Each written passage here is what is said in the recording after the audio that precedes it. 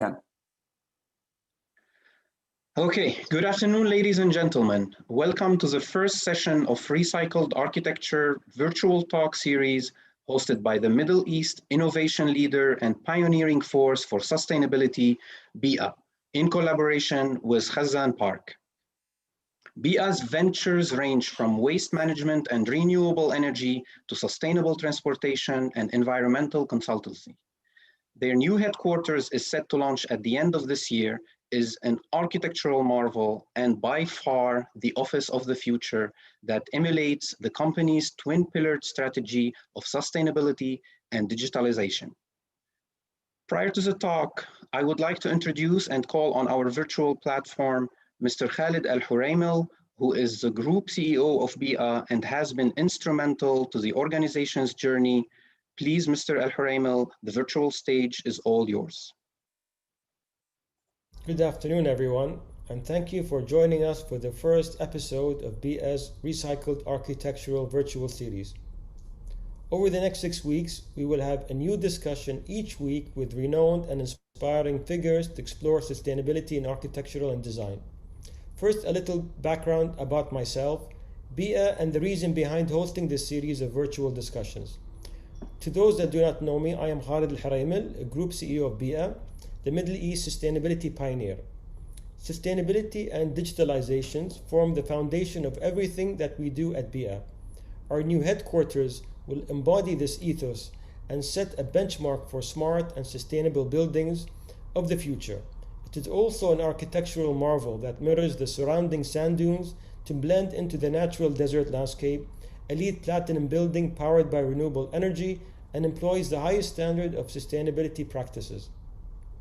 At BIA, we are keenly interested in investigating modes of recycled materials and sustainability principles that can be applied to architectural and design. We strongly believe that there is an immense value to be uncovered from waste and that the acceleration of a circular economy here in the UAE will enable us to lead a more sustainable quality of life. In other engagements with the wider community, BIA has also sponsored the 2019 Sharjah Architectural Triennial to encourage dialogue about how the built environment exists within complex social, economical, and cultural contexts, and its role in sustainable development. We have also supplied recyclable materials for the creation of exhibitions at Dubai Design District in previous years, and have commissioned designer and architect Ammar Kalu, who is one of our speakers, to showcase how recycled materials can be used in functional designs. With that, I hope that all of you will leave this virtual series inspired and motivated to explore sustainability in your practices. Thank you.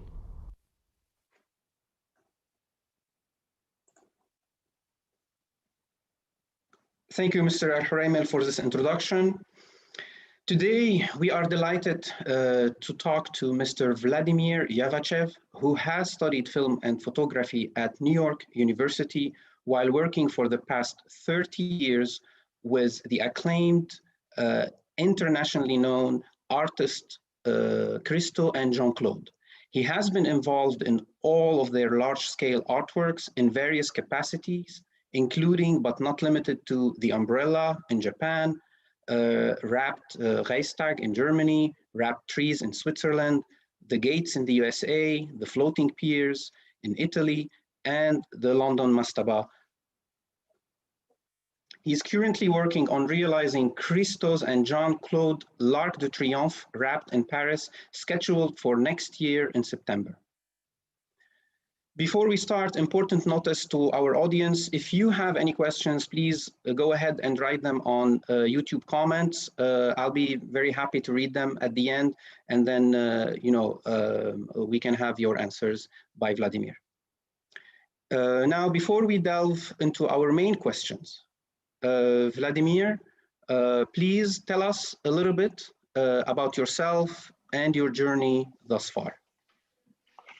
Thank you very much for this kind introduction, and thank you from Ahmed and Rashid Ben Shabib for inviting me in this event.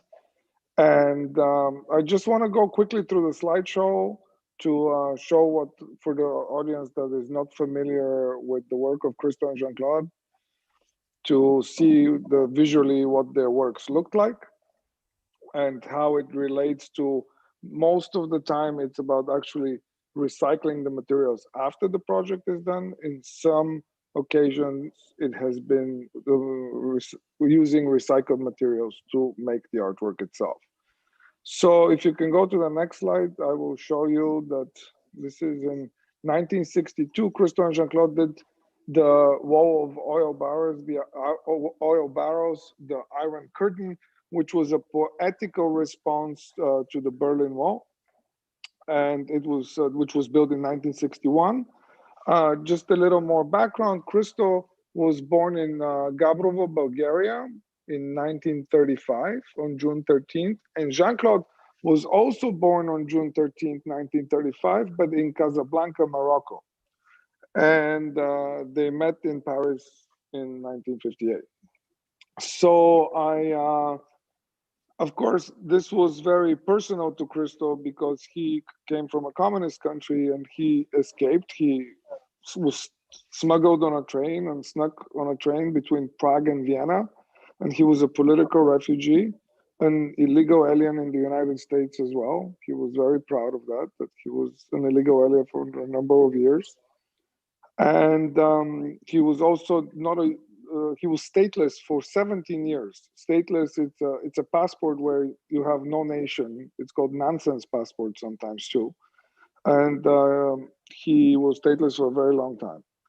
And so in this project in particular, the barrels, they're oil barrels, and they were used oil barrels that he used to block that street in Paris. It's Rue Visconti on the left bank in Saint-Germain-des-Prés. And he only stayed for one night. This was a project that Christo and Jean-Claude did not have a permission to do. And the police came and they took it down, and that was it. And then some of the barrels actually were later reused one more time, and they were used in artworks themselves that are now in some museums and some private collections. We can go to the next slide. On the left, you have the Rapt Coast in Australia, Little Bay, Australia, in 1969. This was erosion. They used erosion-controlled mesh. And in 1992, this is on the right side, is the Valley Curtain in Rifle Gap in Colorado. And that was in 1972. You can go to the next slide. This is in 1976, Christo and Jean-Claude did the running fence in Northern California, Sonoma and Marin counties. And an interesting thing is that the fabric they used in this project was also this was in the mid 70s when they were still developing the airbags. And I think it was GM, General Motors, had ordered this fabric for airbags, but it was cut the wrong way, so they couldn't use it, and it all had to be thrown away. And somehow Christo and Jean-Claude found it, and they got it, and they reused it as the fence. They made the running fence. It's a 42-kilometer fence, but this fabric that they used in this particular project was going to be thrown away if they hadn't used it. And later it was used for, the farmers used it to cover their equipment, and they used it on their farms, and they were very happy to have it. In 1983, that's the slide on the right side, they did the Surrounded Islands in Biscayne Bay in Florida. And you can go to the next slide. This was in 1985. It was the Pont Neuf Rapt in Paris. That was, it's the oldest bridge in Paris, even though it's called the Pont Neuf. And it took them 10 years to get permission for this project. You can go to the next slide. In 1991, Christo and Jean-Claude did the yellow umbrellas in California and the blue umbrellas in Japan. It was like a work of art in two parts, like a diptych. And there were 3,100 umbrellas both together. It was 1,760 in California and 1,340 in Japan. And this actually, the fabric from this project was recycled in a way to use it as sandbags for flood control. It was very strong industrial fabric, and it was made into sandbags for flood control. Next slide, please. In 1995, Christo and Jean-Claude wrapped the German parliament, the wrapped Reichstag, and the project is called the Wrapped Reichstag in Berlin. And in 2005, they did in the gates in New York City, which took them 26 years to do. And actually, it's very interesting to, we'll talk a little bit more about the detail of what materials were used. But just to give you an example, the gates used, they were not attached to the ground. They were actually put on pedestals, which were from raw steel. And that was 5,000 tons of steel. And for people, Wow. very difficult to imagine what 5,000 tons of steel is, but 5,000 tons of steel is half the steel of the Eiffel Tower. Wow. So I can explain to you in detail after how it's recycled, after we go with the slideshow. And then the next slide, please. This was the floating piers in Lake Iseo in northern Italy. It was in 2016, and it was 3 kilometers of walkways on the lake when the 1,200,000 people came to see the project. And it stayed, oh no, I forgot to say earlier, all these projects are temporary. They last about 2 weeks or 16 days. And this was also temporary and lasted 16 days in June of 2016. The next one, please. This is the London mastaba. It's floating in the Serpentine Lake. This was in 2018. And it was made out of oil barrels, and they were floating on a platform in the lake. It's a smaller version of the Abu Dhabi mastaba for the UAE, and I'll show you drawings of that. This is the longest project that Christo and Jean-Claude have worked on, and I'll show you a slide in a few more minutes. And this one was it was floating on the lake. It was very beautiful, as you can see. We can go to the next slide, please. And this is the current project we're working on. It's the Arc de Triomphe Wrapped, which is scheduled for September 18 to October 3, 2021. We were supposed to do it this year, but also in September, October. But because of the COVID-19 pandemic, we had to postpone the project by 1 year. And the next slide, please. This is the mastaba for Abu Dhabi. And this is a project that Christo and Jean-Claude have worked on since 1977. They first arrived in Abu Dhabi in 1979. Most people didn't know where Abu Dhabi was at that point. It was just a few years after the UAE was created. And they've been working on this project ever since. It's called the mastaba. It's a trapezoid-shaped pyramid made out of oil barrels, a little bit like the London mastaba, but just much bigger. This is 100 meters high by 225 meters wide by 300 meters long. Christo liked the very simple proportion of 2, 3, 4. If you take unit 1, 75 meters, so it's 2 is 150, 225, 300. And it's made out of 410,000 oil barrels.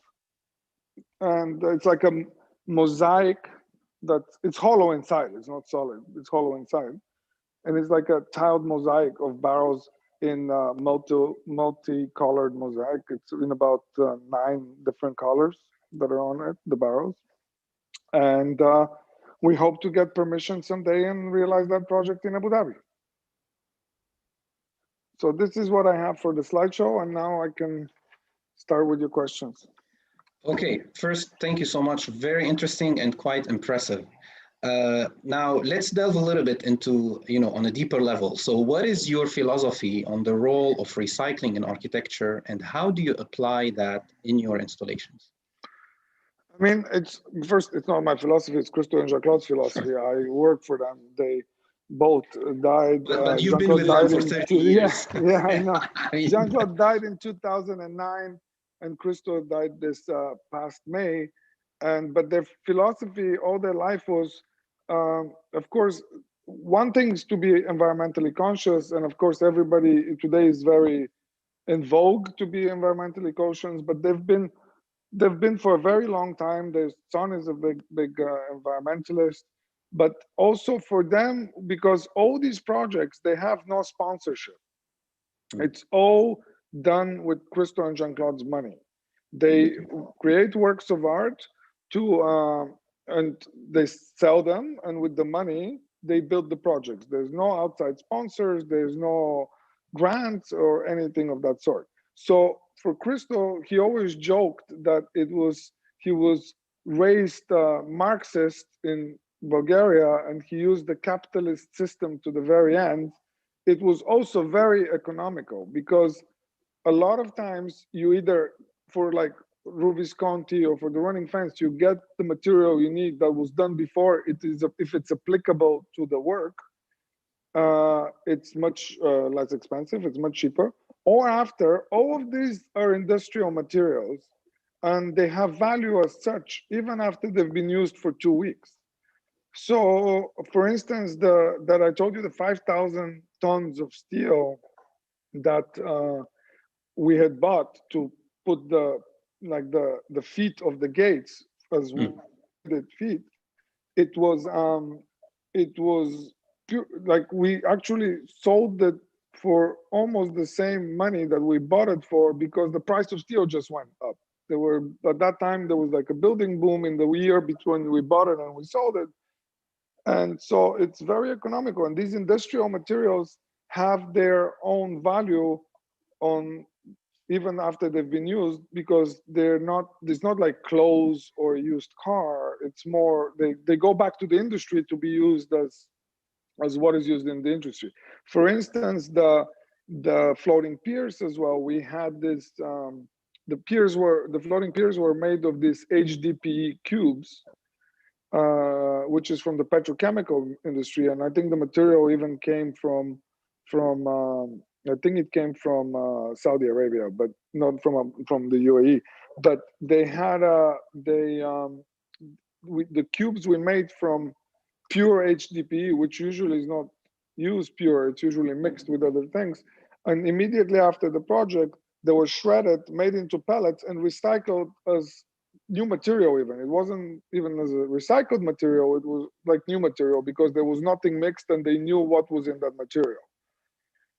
So this is it's also a very economical thing, especially when you pay for everything yourself. You try to be, one thing is to be environmentally conscious, of course, it's necessary, and also at the same time you have to apply it to what you need to do with it. Also, not only for the materials, also the sites.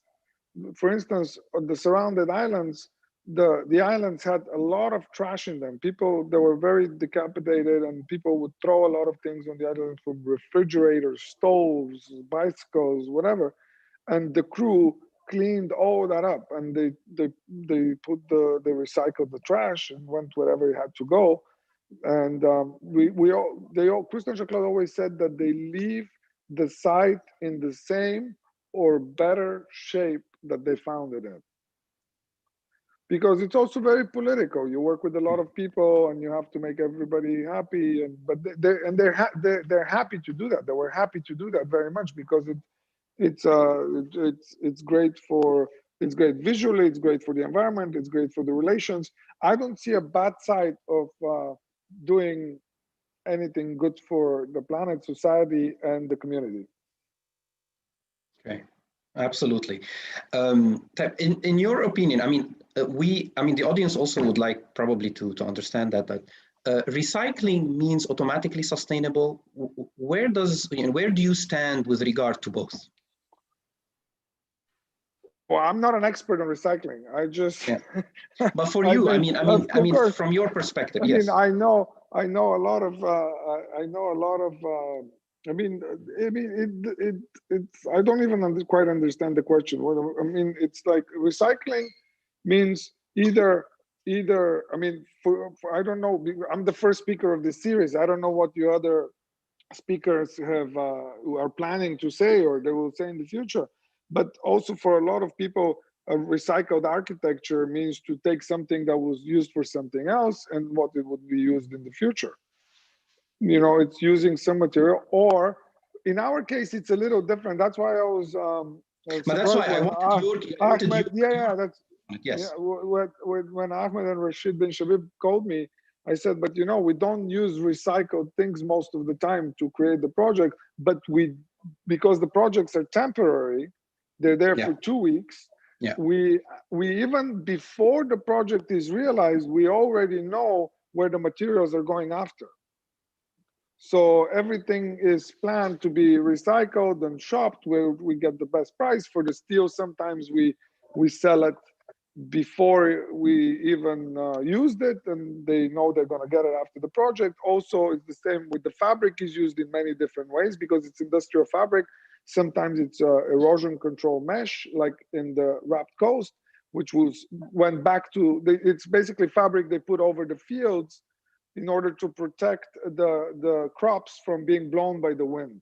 And because it's loosely woven, the crops grow in between that through the weaving of the fabric, and that went back to that use. As I told you, the umbrellas were used as sandbags for flood control and erosion control. The wrapped dry stack, the fabric was shredded and it was made into carpet underlays. So they all have some industrial use that they go to, and we don't only just give it to be recycled, we also actually get paid for that because it's a commodity, and people should understand, like, materials are commodity. As some architects can take a container and make something out of containers to use these to recycle them that way, the same way you can, any material that you use for temporary, and most, like what Christo and Jean-Claude did was temporary for the most part, and that was always in mind with recycling and for environment and economical reasons. So that's how, I mean, I don't know if that answered your question, but that's No, of course, actually, and it also, led to the next one. The idea we always think about recycling, the first topic that comes to one's mind is materials. Let's say if we keep materials on a side, can you see a way where design itself can be recycled? I mean, you mentioned some of these things where, you remove and put. So do you have any, how do you see a way where design itself can be recycled? Not only through material. I mean, a lot of architects are very good at that. It's there's Chipperfield does that really well, and they use old buildings and they redo them, and it's quite a trend. And I think most of the time they're actually more interesting than new buildings, or as interesting to repurpose a building, or it could be even a road. It could be anything. This is something that just the imagination of the people that do it, it's holding you back. Sometimes I'm not sure how ecological it is in a way, because it's more difficult to work with things that exist and build new. But that depends on the project. I'm not an architect. I can talk about the things we do, but I can't tell you how how people do it. But but I like, design wise, I usually like architecture that is taken something that was built for one purpose and it was done for something else. For instance, a very good example is the DIA Foundation for the Arts in Beacon, New York. They took a Nabisco factory that was just I think they were making their boxes there or something for Nabisco, the big food company, and they were making their packaging. It's a very cute space, and for me, it's one of the best gallery spaces I have ever seen. And they just made the walls nice, but the floor stayed the same. And that for me is the best recycled architecture that I have seen. It's really that the DIA Center is for me, it's incredible to see that it's almost better than any museum to look for the art, to see the art, and it's really almost better than any museum that I've seen before. It's just it's so well done, and it's fitting for that purpose. So I think most of the time also it's about the repurpose of it has to work with the building that's there, but that's up to the genius of the architect. Okay. Okay, then going back a little bit to the materials, like a lot of materials used in general in building industry, interior fit outs, and urban installations are of organic natural substance. I want you to tell me about your materials. What are the materials that you used in your installations? I mean, in Christo and Jean-Claude. Well, yeah, and define your design process and product.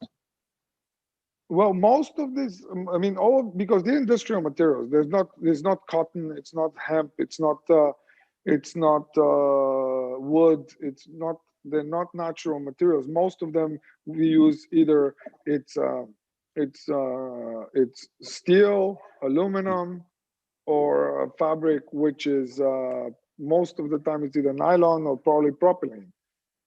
And because the industrial material, also it's like cotton or linen or natural fiber, it cannot sustain the wind forces or all the technical requirements and engineering requirements for the fabric. So Christo and Jeanne-Claude didn't use natural materials. It was mostly steel, aluminum, and nylon, and polypropylene. And but they are very, very recyclable materials. All of them, once you either shred them, melt them, remelt them, it goes back to the same thing.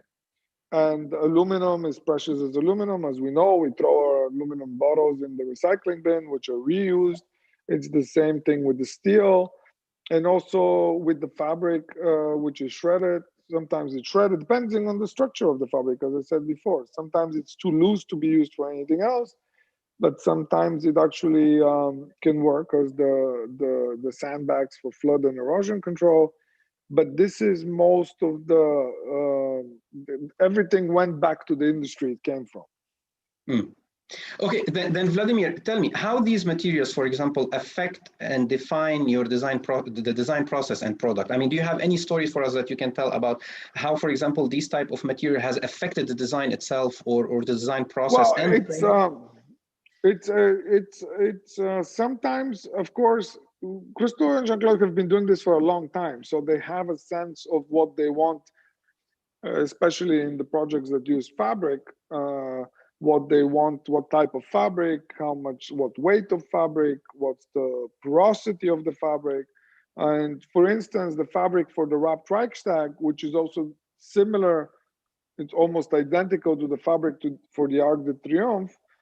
Originally, they were looking for something that, because the building is very high, they're looking for something that has a lot of structure. You know, it's not like it cannot be a thin fabric because then it would disappear. They needed fabric with a lot of structure. And they work with some factories and they try to come up with solutions.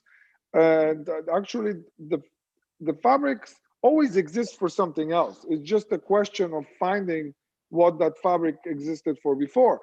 And the fabric that is used on the wrapped Reichstag and also on the Arc de Triomphe is actually this loosely woven fabric, which is usually used for filter systems for water, because they layer the fabric on top of each other and they make this filtering system for water. So that was how, but they would have to, of course, it's a big team of people that work on these projects, and they have experts that know, and they look for the specific things that are needed for the fabric.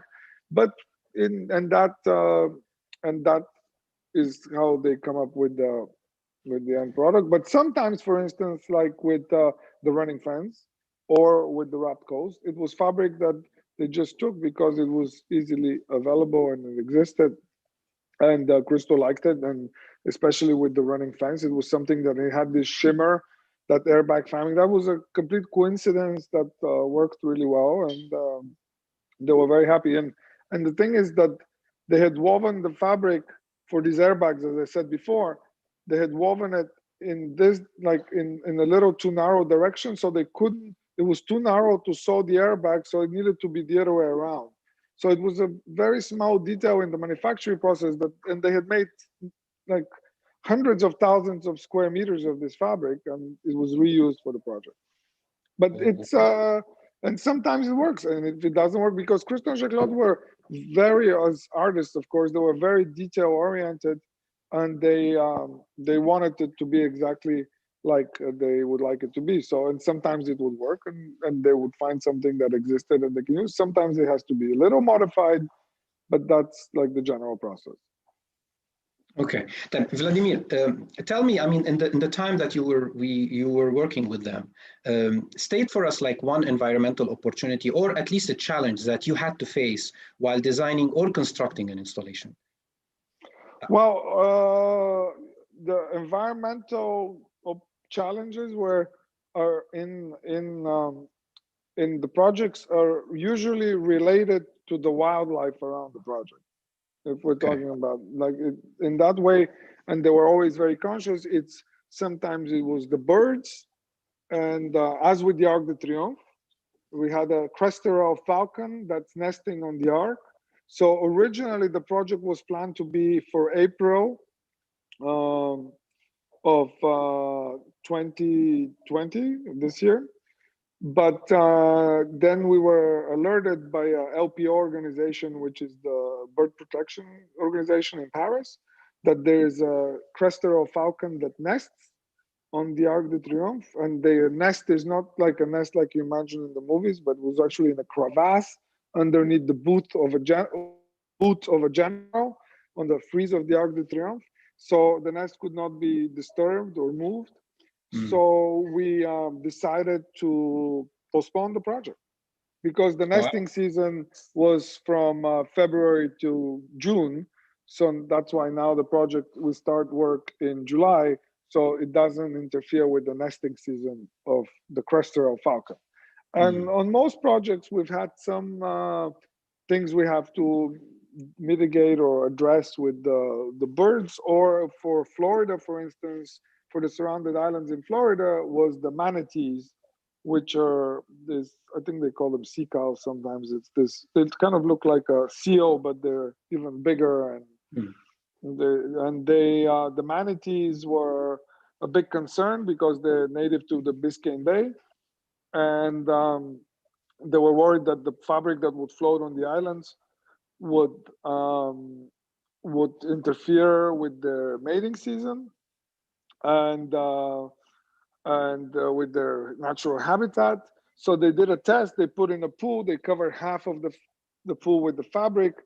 I mean, it was an aquarium where manatees were, and they covered half of the aquarium with fabric, and the other half they left it open. And the manatees were actually attracted more to stay under the fabric in the shade. So it was, but there are a lot of things that we have to be concerned environmentally. I mean, as wildlife, that's mostly the concerns. And the other thing is, as I told you, it's to clean up the sites. We usually clean up everything. We make sure everything, when we leave, it's like we were never there, and the site looks better than when we arrived.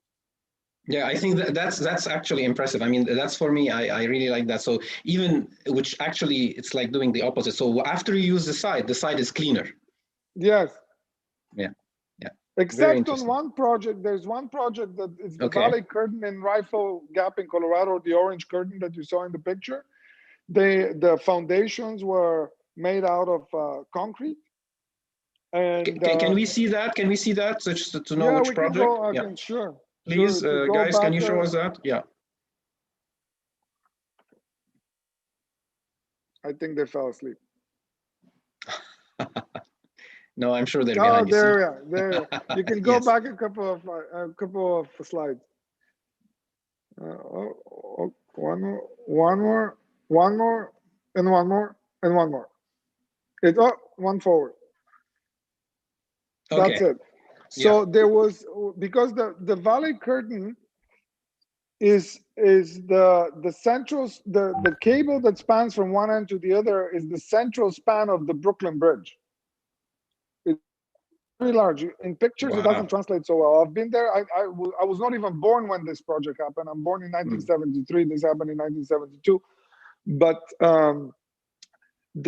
when I've been to the site a few times, and I'm always amazed that how large this span and how large this curtain was. And so they had a very large foundation in the top from concrete, which Christo and Jean-Claude had planned to remove, and the concrete to be shredded and going to fill to make the roads and the usual thing that like the shredded concrete is used for.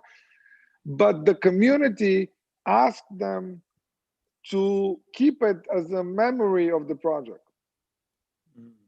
They really, and that is still there because the community asked to be kept there. And Christo and Jean-Claude even said, okay, we'll keep it, but if you change your minds, they made a contract for 25 years that if they change their mind, even 25 years later, Christo and Jean-Claude would go and remove the concrete. So this is how even foreseeing they were, even in the 70s, which being so environmentally conscious was not so in vogue. Correct. So this was something that, but the community really wanted that to stay there as a memory of the project. And even the little park underneath, it's named after Christo and Jean-Claude. Wow. So they were very, that's the only project that something was left, but that was left on the request of the community. I see. Okay, Vladimir, we have some questions from people, on the comments, and to read them out loud, and then you feel free to to answer. So one of the questions is, on a personal note, why is it important for you to carry on the legacy of Christo and Jean-Claude? Oh, I mean, it's because I'm his nephew, it's like it's a family affair. But not only Christo and Jean-Claude really wanted to realize the projects they had ideas for. And there are two projects that Christo had instructed us to realize, and it's not just me, it's a whole team of people, it's quite a few of us. But he wanted, after even Jean-Claude passed away, he wanted us to promise him that we try to complete these projects, and the two of them are for the Arc de Triomphe wrapped in Paris for next year, and the other one is the mastaba for Abu Dhabi. And these are two projects that the artistic design is already done. Everything is, we know every little detail, every rope where it goes on the Arc de Triomphe, every fold how it goes, every detail is already done and decided by Christo, and that's already organized. Same for the mastaba of Abu Dhabi. Every color of every barrow and structurally how it goes, and all that is already designed. We just have to do it now. There's no artistic vision to be put in other than actually to physically do it. And Christo really wanted us to finish this project. So this is, it's not just, it was a request, not just like my thing to carry the legacy, but and it's not just me, it's a whole team of people. But these are the two projects that really, and I wish someday, maybe in 5, 10, maybe in 15 years, I will meet you and we stand underneath the mastaba in Abu Dhabi. Inshallah, we say, hopefully. Inshallah, exactly. So another question, how did the two artists choose their sites? Were sites chosen to send a message? No, Christo and Jean-Claude, they had two principal ways of choosing a site. There was one when Christo had an idea to, for instance, or Jean-Claude, like for instance, the Surrounded Islands was an idea of Jean-Claude, to make, let's say, take the running fence, for example, or the umbrellas. They wanted to do a running fence through some hilly country, and they started looking for a place like this. Sometimes they wanted same with the umbrellas, but then when they wanted to do the gates in Central Park, they didn't have to look for Central Park, and they didn't have to, they know where Central, that project is specifically designed for there. And for the Central Park project, for instance, Christo always wanted to engage the people of New York, because New York is a very walking city. I mean, they wanted to engage the people when they walk through the city, but also Central Park was really nice because it was the only place in New York where, or it still is, the only place in New York where you still leisurely walk. So it was to engage the space that's between your feet and your head. So you walk through this almost like a tunnel of gates. And he always said that I mean, we can go to a slide of the gates if you guys want. It's just, yes, please do that, guys. Yeah.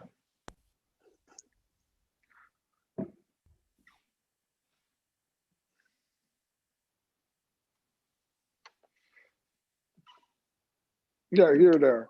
So the angular shape of the gates, he always said, represented the square city blocks. And also because Central Park is a naturally cut environment from any, it's an environment that's cut their natural environment.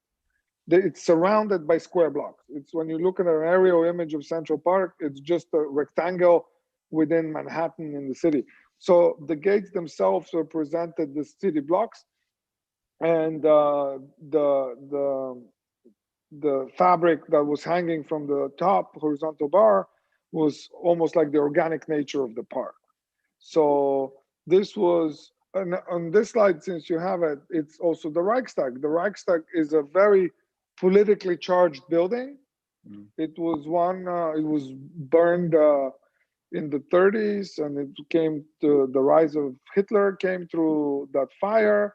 And later during the Cold War, after World War, it was of course the big battle for the Reichstag was the last battle of when Berlin fell in 1945. But also the Reichstag was, when they separated East Berlin from West Berlin, each wall of the Reichstag was technically in a separate military sector. Some of them is the Russian military sector, English, American, and French military sector. And so they had a very, of course, this building carries so much inherent stuff with it. But Christo, this was a question that was asked to Christo quite often, and he always said, "Well, listen, I'm not German. I don't know what the Rappreich means to a German. You know, I do it because of my own meaning, but that's like a complete." He never really liked to discuss that, but he always said every interpretation is legitimate, so anybody can interpret it in any way they want. Okay. Okay, here's another question, and this has to do with the death of Jean-Claude. So it is saying that, was it difficult for Christo to continue working after the death of Jean-Claude? It was, of course. I mean, they were inseparable. They were born on the same date, same year, June 13, 1935. They were Gemini, and they were always joking. We're not ménage à trois, they were ménage à quatre. That was the joke. Because they're Gemini, you know. So Jean-Claude loved to do that joke, but of course it was devastating for him when she passed away. But he really concentrated completely into the work. He just that was his savior, was just to and we did a lot in the years that Jean-Claude after Jean-Claude was gone. So we had a very big push for the mastaba in Abu Dhabi. We did the Floating Piers, we did the London mastaba. Now we're doing the Arc de Triomphe project. So that was, he really concentrated very much on the work, and we did also bigger package and some other exhibitions, and he really mobilized himself through the work. It was like, it was his way of dealing with it, I guess. I mean, yeah.